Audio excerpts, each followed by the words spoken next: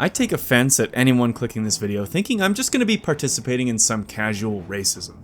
No, this is competitive racism, as I will be ranking every race in Baldur's Gate 3 from worst to best. This one is trickier as there are so many factors to consider, from dialogue and role-playing options, unique interactions, racial abilities and traits, and just overall coolness and vibes that make an objective ranking list almost impossible. So as always, this is my own personal ranking based on a blend of these factors, but mostly personal preference, as I am not and have no desire to be a fully optimized power gamer in these games. However, if you disagree, you are of course objectively wrong. But don't worry, even if you are wrong, you can still like and subscribe if you find yourself enjoying the video for more rankings. Now let us begin.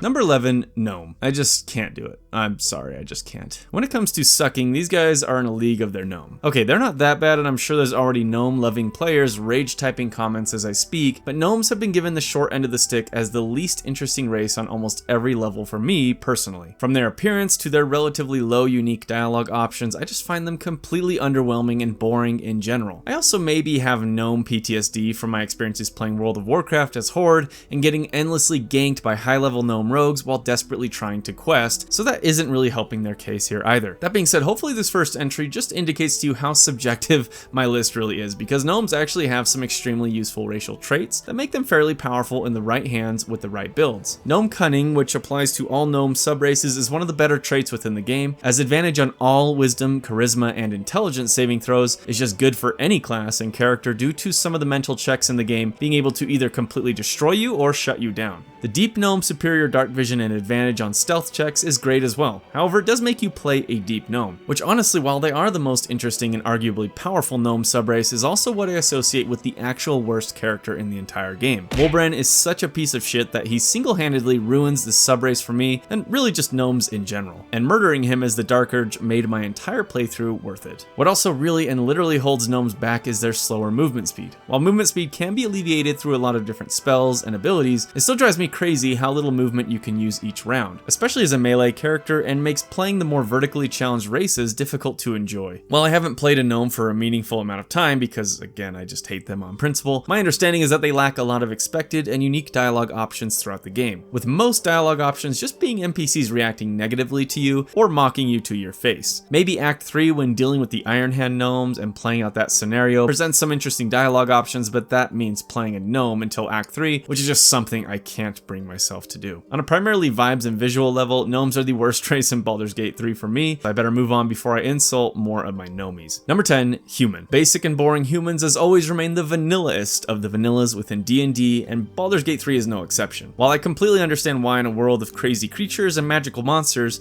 that playing a simple human provides the most relatable and cozy feeling character, I never found myself wanting to play one for a meaningful amount of time. I'm a special snowflake that wants to feel special, and it feels weird to roll around as the most common and plentiful race within the world of Faerun. And despite their power in Dungeons & Dragons 5th edition at least, especially variant humans, they don't provide many interesting or powerful traits in Baldur's Gate that aren't eclipsed by other races, in my humble opinion. The Civil Militia trait is fine, you'll likely already be getting your weapon proficiencies necessary from your class, and while shield proficiency is particularly good for casters and others that don't get it innately, it's just like the race itself to me, bland, boring, and safe. That being said, the bonus skill proficiencies are pretty good at creating a flexible and skillful character, so if you're going for a nice jack-of-all-trades build, they can be a really solid choice. However, I find increased carrying capacity almost entirely useless, as I have a nice walking bag of holding named Karlach to carry all the random stuff I pick up along the way. However, what mostly brings humans down at the bottom of the list for me is the complete and utter lack of interesting or intriguing role-playing within the game itself. With the lowest amount of unique dialogue options out of any race, having I think only 1 or 2 unique options within the entirety of the game, I just struggled to get invested into the character as a unique and interesting person. While it makes sense that they get the lowest amount because, again, vanilla, it's disappointing that being a human didn't create more interesting inter-party conflicts or interactions. Too simple, too safe, too just bleh. Humans are a terrible race, which is fine for me to say because despite my skeletal features, I am indeed a human myself. Number 9, Dragonborn. I'm sorry, my beautiful badass scaly boys, but my bias can only raise you up so far. Objectively, Dragonborn are the worst race in Baldur's Gate 3, and it's really not even that close. With absolutely terrible racial abilities and traits,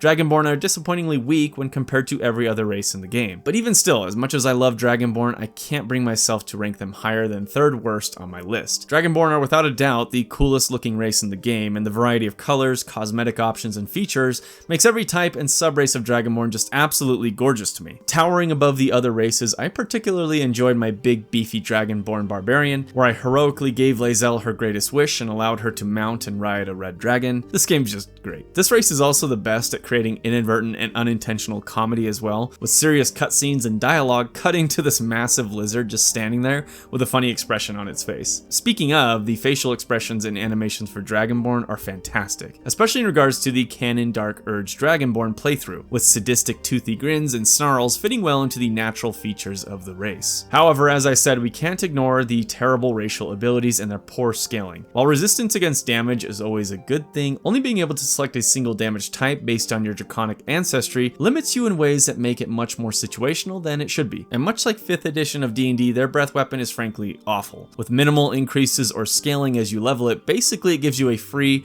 but incredibly weak spell that takes your entire action that could be used for literally anything else and to greater effect. All that being said, I've made and played multiple Dragonborn due solely to visuals and some very cool unique dialogue options, so despite them being near the bottom of my list, they remain high in my heart. Number 8, Halfling. Still coming up short on my list are the brave and cheerful Halflings. While Halflings are definitely one of my least favorite races in regards to their visuals and flavor, I can't deny just how insanely good their racial ability Halfling luck is. Despite sharing many of the same shortcomings as gnomes in regards to how I view them, with slower movement speed, an unappealing aesthetic, and lack of interesting roleplaying, Halflings rank this high solely due to their luck feature, which allows them to reroll on a natural one for any and all attack rolls, ability checks, and saving throws. An automatic and limitless reroll for ones would be amazing on any one of these things, but having it apply broadly to all three is just ridiculously good. Lightfoot Halflings getting advantage to all stealth checks is the cherry on top, creating an extremely solid thief or assassin type character. Despite this, I just don't ever feel the need to play a Halfling and really struggle to come up with what I would consider to be interesting role-playing or background options for this race. Sure, you can get your Frodo or Samwise on with them, but to me they just don't naturally fit into the party leader archetype that Baldur's Gate 3 forces you into, and in some ways they feel too whimsical or silly to be taken seriously by the world itself. Despite their looks in Baldur's Gate 3, they're not a completely terrible race, but with most of their unique dialogue just being them daydreaming on staying safe and snug at home, it makes me think that they should have just done that. Number 7, Half-Orc. Next on my list are the brutish and impulsive Half-Orcs, which hold a special place in my heart as my very first originally created D&D character was a Half-Orc Tempest Cleric who kicked ass with lightning in Thor's name. Half-Orcs are just awesome, and for those who see Orc and think dumb and evil,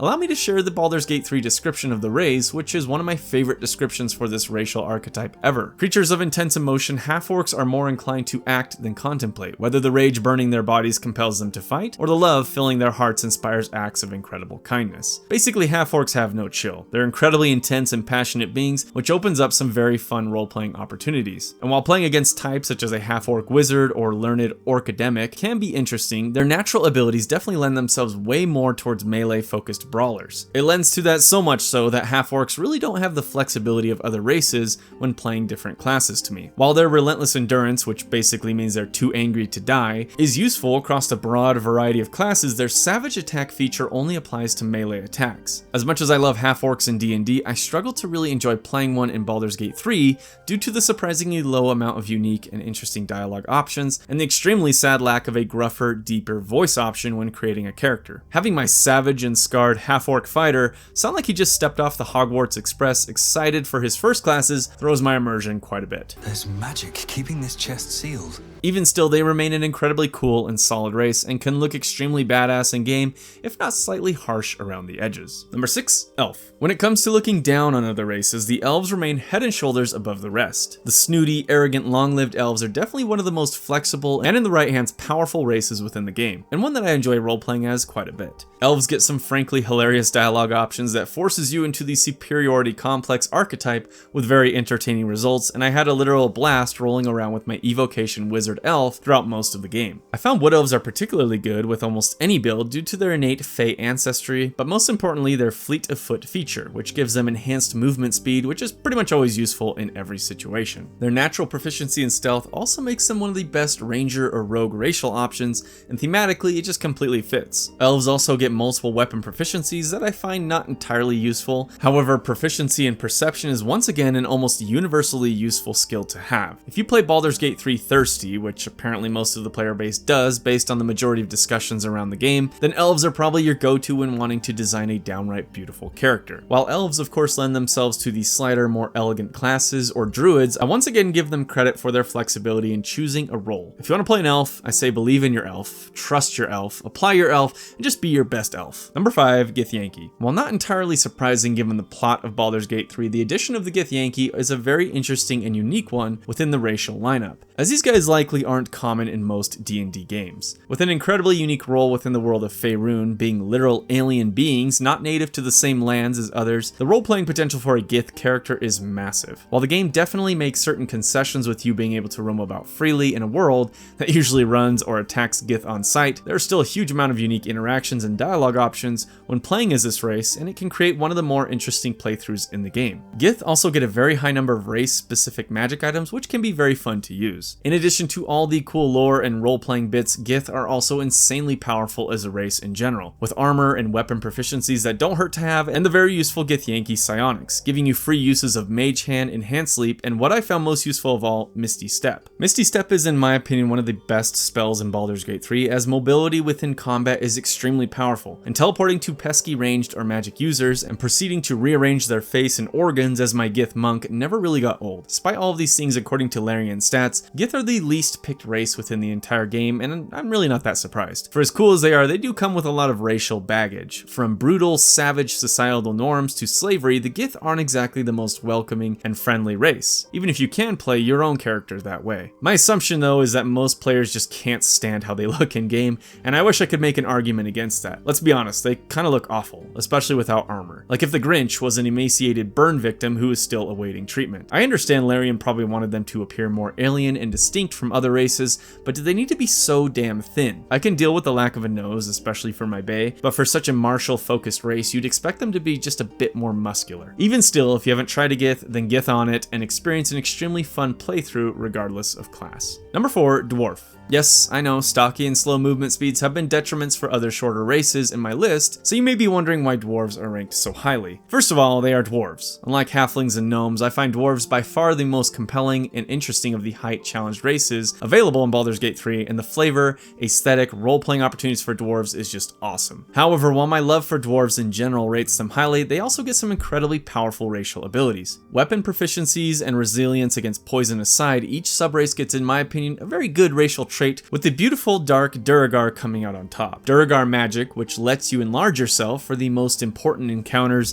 is good, however their innate invisibility is ridiculously overpowered. It's essentially unlimited uses out of combat, and with a guaranteed stealth and critical attack, an ability to determine the initiation of pretty much every single fight within the game, Duergar to me are flat out one of the best racial options. Luckily for them, they also get some extremely unique and interesting dialogue options themselves, lending it to a much darker and, let's be honest, evil route, which can be a lot of fun. I love the overall vibe of Duergar in general, so being able to play one fully with all the benefits places Dwarf extremely high on my list of personal favorites within the game. Where dwarves suffered just a bit is once again the lack of a much more gruff, deep, and gravelly voice option within character creations. There is just sadly no dwarf sounding voice to me at all, so immersion is suspended once again. And while I think dwarves can look cool in game, why are their hands just so ridiculously big? I know they're dwarves, so proportions are a bit off to show their innate strength, but did their hands need to be the same size as their entire torso? It's a minor gripe, but one I just couldn't shake throughout the game. Even still, despite their height, never think a dwarf is a race to look down on. So rock on with the dwarves. Number 3, Tiefling. The most metal of the races, these devilish humanoids remain one of my favorites within Baldur's Gate 3